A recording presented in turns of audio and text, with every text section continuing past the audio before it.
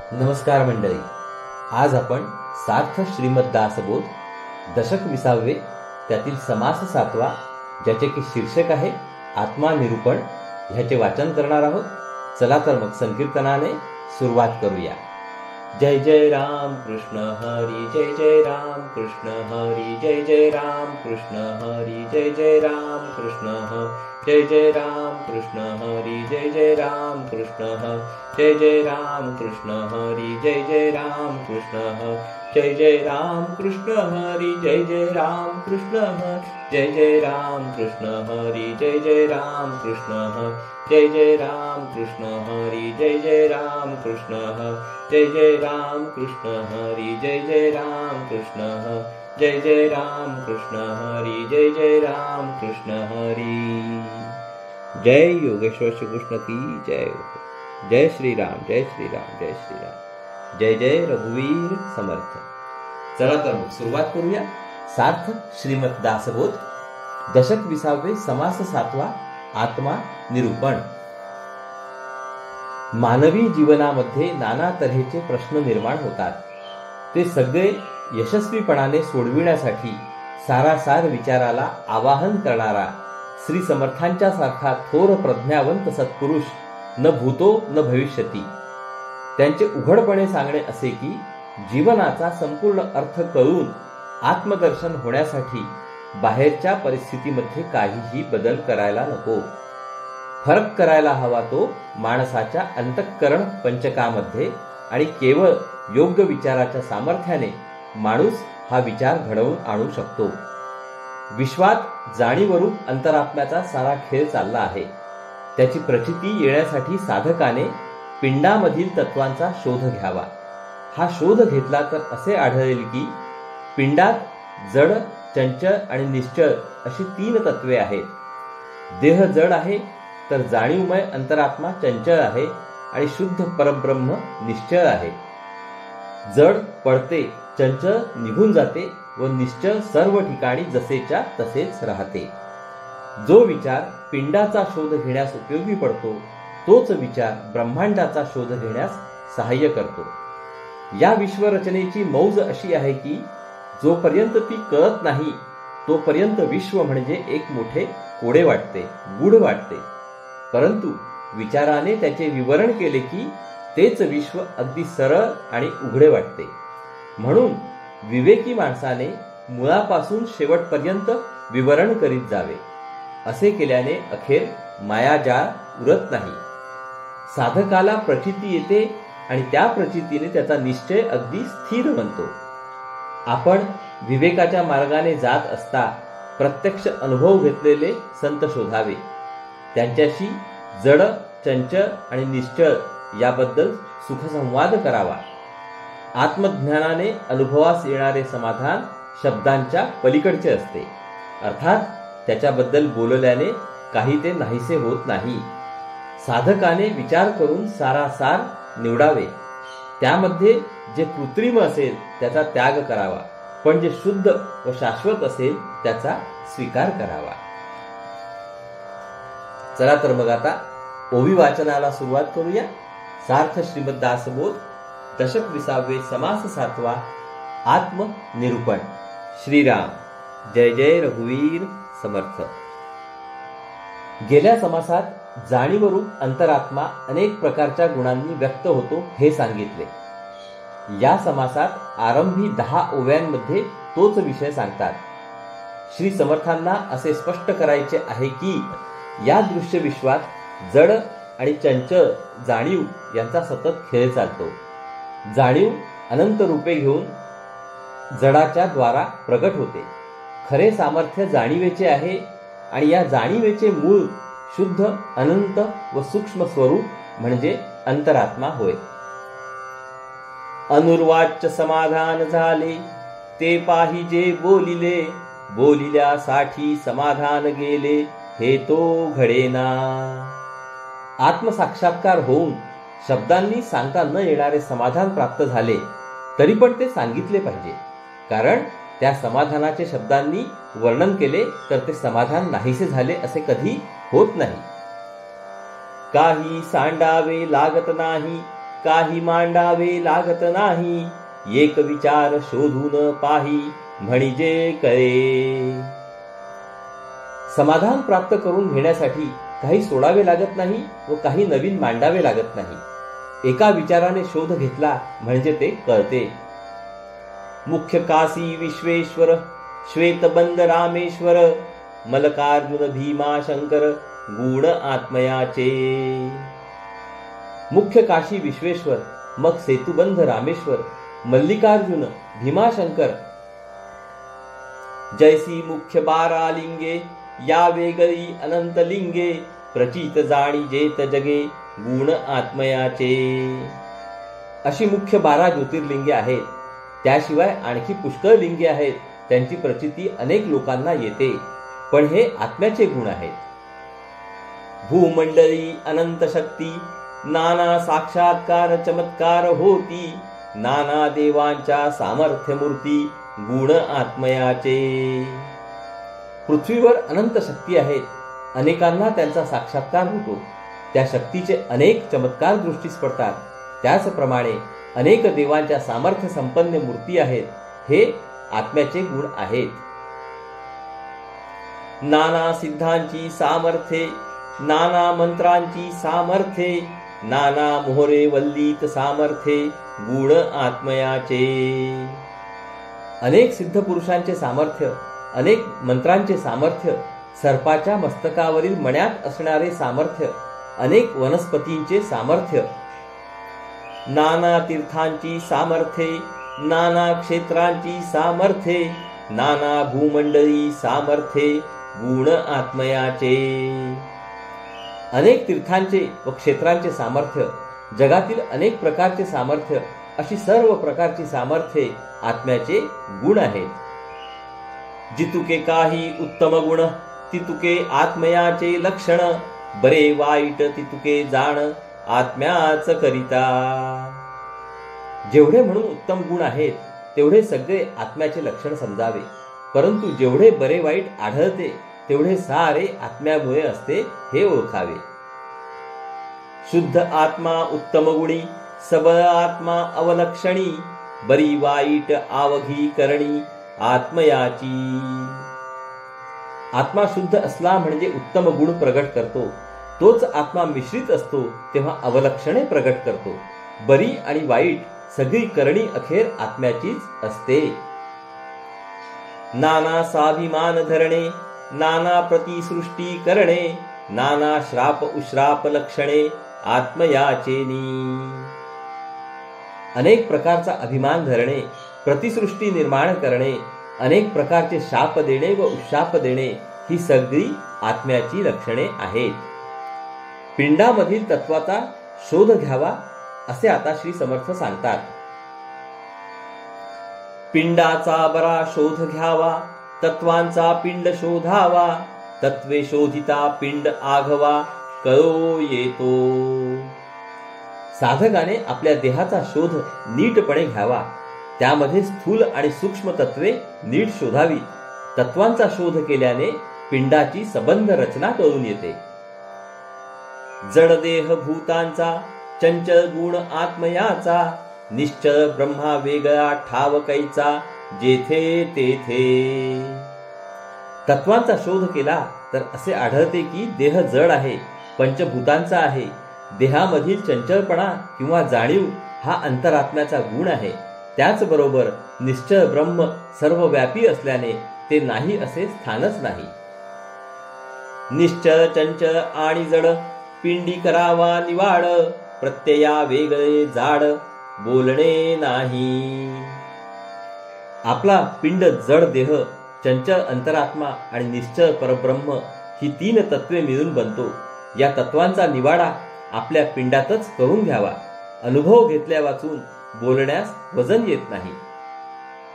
पिंडामधून आत्मा जातो, तेव्हा निवाडा कळो येतो, देहे जड हा पडतो, देखत देखता. अंतरात्मा पिंडामधून निघून जातो. त्या प्रसंगी तत्वांचा निर्णय ध्यानात येतो.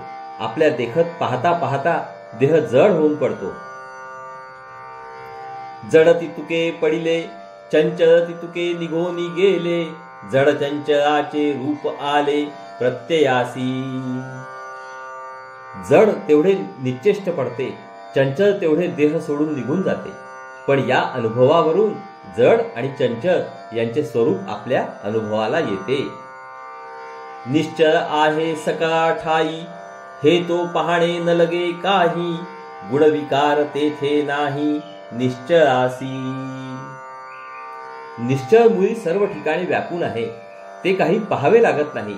निश्चळ स्वरूपात कोणताच गुणविकार नसतो. केव्हाही व कोठेही ते अगदी जसेच्या तसेच राहते. जो नियम पिंडाला लागू पडतो तोच नियम ब्रह्मांडाला देखील लागू पडतो. जी तत्वे पिंडात वावरतात तीच ब्रह्मांडात वावरतात. जैसे पिंड तैसे ब्रह्मांड, विचार दिसतो उघड. जड चंचल जाता जाड, परब्रह्मची आहे. पिंडाच्या बाबतीत जे खरे तेच ब्रह्मांडाच्या बाबतीत खरे असते. हा विचार अगदी उघड आहे, स्पष्ट आहे. जड आणि चंचल नाहीसे झाले की सर्व व्यापी व घनदाट परब्रह्म तेवढे शिल्लक उरते. महाभूतांचा खंबीर केला, आत्मा घालून पुतळा झाला. चालिला सृष्टीचा गलबला, येणे रीती. महाभूतांचा खंबीर केला म्हणजे रांगा करून आंबवलेली कणिक त्यामध्ये आत्मा घातला, म्हणजे त्यामध्ये जाणीव घातली, तेव्हा त्याचा पुतळा तयार झाला. अशा रीतीने सृष्टीचा खटाटोप चालतो. आत्मा माया विकार करी, आळ घालिती ब्रह्मावरी. प्रत्यये सकळ काही विवरी, तोची भला. खरे म्हणजे माया व अंतरात्मा सर्व बदल घडवून आणतात, पण ब्रह्मावर त्यांचा आरोप केला जातो. जो कोणी या सगळ्या गोष्टींचे विचाराने विवरण करतो तोच मनुष्य उत्तम होय. ब्रह्मव्यापक अखंड, वरकड व्यापकता खंड. शोधून पाहता जड, काहीच नाही. ब्रह्माची व्यापकता अगदी अखंड आहे, त्यामुळे त्याच्या ठिकाणी बदल घडण्यास अवकाशच नाही. परंतु मायेची व अंतरात्म्याची व्यापकता खंडित आहे, भंगलेली आहे, त्यामुळे त्यांच्या ठिकाणी बदल घडण्यास अवकाश असतो. नीट विचार करून शोधून पाहिले तर यात समजण्यास अवघड असे काही नाही. गगनासी खंडता नये, गगनाचे नासेल काये. जरी झाला महाप्रलय, सृष्टी संहार. आकाशाला खंडित करता येत नाही, आकाशाला आपण भेगा पाडू शकत नाही.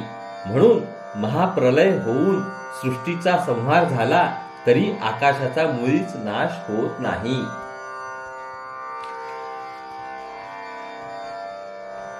जे संहारामध्ये सापडले ते सहजची नाशिवंत झाले. जाणते लोकी उगविले, पाहिजे कोडे. जे संहारामध्ये सापडते ते स्वाभाविकच नाशवंत असते. विचारवंत जाणत्या लोकांनी हे कोडे सोडवले पाहिजे. त्यांनी या गूढ गोष्टीचा उलगडा करणे जरूर आहे. जड आणि चंचल दोन्ही आले आणि गेले तरी परब्रह्म अगदी जसेच्या तसेच कसे राहते हे सृष्टीचे कोडे आहे. जाणत्या पुरुषांनी त्याचा उलगडा करावा. न कळता वाटे कोडे, कळता आवघे दिसे उघडे. म्हणून एकांती निवाडे, विचार पहावा. पण या विश्वरचनेची मजा अशी आहे की जोपर्यंत ती कळत नाही तोपर्यंत ती अति गूढ वाटते. पण ती कळली की तिच्यामध्ये काही गूढ नाही, ती अगदी सरळ व उघडी आहे असे कळते. म्हणून एकांतामध्ये जावे आणि अत्यंत विचार करून हे गूढ उकलावे. मिळता प्रत्ययाचे संत, एकांता परिस एकांत. केली पाहिजे सावचित, नाना चर्चा. स्वानुभव संपन्न असा कोणी संत भेटला तर मोठ्या सावधान चित्ताने अनेक विषयांवर त्याच्याशी चर्चा करावी. कारण अशा संताची भेट म्हणजे एकांतापेक्षाही मोठा एकांत असतो. पाहिल्या वेगळे कळत नाही, कळता कळता संदेह नाही. विवेक पाहता कोठेंची नाही, माया जाळ. माणसाने शोधून पाहिले नाही तर काहीच कळत नाही. त्याला कळू लागले की कळता कळता त्याचे संदेह नाहीसे होतात. विवेकाने शोध केला तर मायाजाळ खरेपणाने कोठेच नाही अशी खात्री होते. गगनी आभाळ आले, मागुती सवेंची उडाले, आत्म्या करिता दृश्य झाले, उडेल तैसे. आकाशात अभ्र येते आणि मागोमाग लगेच नाहीसे होऊन जाते. या अंतरात्म्याच्या आश्रयाने हे दृश्य विश्व भासते, पण विवेकाने भ्रम नाहीसा झाला की ते लगेच नाहीसे होते. मुळापासून शेवटवरी विवेकी विवेके विवरी, तोची निश्चय ठावरी चरेना ऐसा. विवेकी साधक विवेकाने विवरण करता करता अगदी मूळ मायेपासून अगदी शेवटपर्यंत जातो. आपल्या सूक्ष्म विवेकाने अशाश्वत तत्वांना तो बाजूला सारतो आणि जो कधी चळणार नाही असा स्वस्वरूप निश्चय करतो. त्याचा आत्मनिश्चय अत्यंत स्थिर असतो. वरकड निश्चय अनुमानाचे, अनुमाने बोलता काये वेचे, जाणते पुरुष प्रचितीचे ते तो मानितना. बाकीचे निश्चय अनुमानाच्या बळावर केलेले असतात. अनुमानाच्या आधाराने बोलायला माणसाचे काहीच जात नाही, पण जे साक्षात्कारी जाणते पुरुष असतात ते अनुमानाच्या बोलण्याला मानित नाहीत. उगेच बोलणे अनुमानाचे, अनुमानाचे कोण्या कामाचे, येथे सगट विचाराचे काम नाही. अनुमानाचे उगीच बोलणे कामास येत नाही. येथे सरसकट तर्क चालवून काम भागत नाही. माणसाचा तर्क देखील अखेर दृश्यामध्येच घोटाळत असल्याने अतिंद्रिय क्षेत्रामध्ये त्याला योग्य संचार करता येत नाही. तेथे तो लटका पडतो. सगट विचार तो अविचार, कित्येक म्हणती एकंकार, एकंकार भ्रष्टाकार करू नये. जो विचार दृश्यामध्ये उपयोगी पडतो तोच जर सूक्ष्माच्या क्षेत्रात वापरला तर तेथे अविचार ठरतो. काही लोक तर त्याला एकंकार म्हणतात. एकंकार हा भ्रष्टाचार असतो. आपण तो करू नये. कृत्रिम अवघे सांडावे, काही एक शुद्ध घ्यावे, जाण जाणू निवडावे सारा सार. जे कृत्रिम आहे ते सारे सोडावे, जे शुद्ध असेल ते घ्यावे, पुन्हा पुन्हा समजून सारासार निवडावे. कृत्रिम म्हणजे सत्य नसून सत्यासारखे दिसते ते, अर्थात मिथ्या होय. इति श्री दासबोधे गुरु शिष्य संवादे आत्मनिरूपण नाम समास 7वा. तर श्रोते हो, अशा रीतीने आपले या ठिकाणी दशक 20व्या मधील समास 7व्याचे वाचन पूर्ण झाले आहे. हरिओम तत्सत, हरिओम तत्सत, हरिओम तत्सत.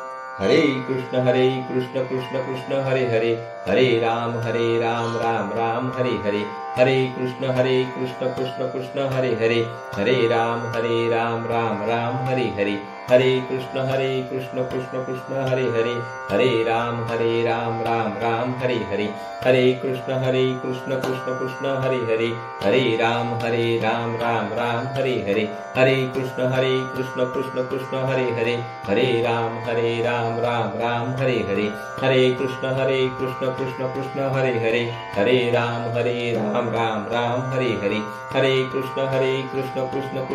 हरे, हरे राम राम राम हरे हरे, हरे कृष्ण कृष्ण कृष्ण हरे हरे, हरे राम राम राम हरे हरे, हरे कृष्ण कृष्ण कृष्ण हरे हरे, हरे राम राम राम हरे हरे, हरे कृष्ण कृष्ण कृष्ण हरे हरे, हरे राम राम राम हरे हरे, हरे कृष्ण कृष्ण कृष्ण हरे हरे, हरे राम राम राम हरे हरे, हरे कृष्ण कृष्ण कृष्ण हरे हरे, हरे राम राम राम हरे हरे, हरे कृष्ण कृष्ण कृष्ण हरे हरे, हरे राम राम हरे हरे, हरे कृष्ण कृष्ण कृष्ण हरे हरे, हरे राम राम हरे हरे, हरे कृष्ण कृष्ण कृष्ण हरे हरे, हरे राम राम हरे हरे.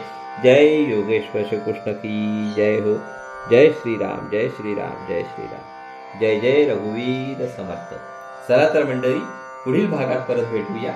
नमस्कार. हरिओम हरिओम हरिओम हरिओम.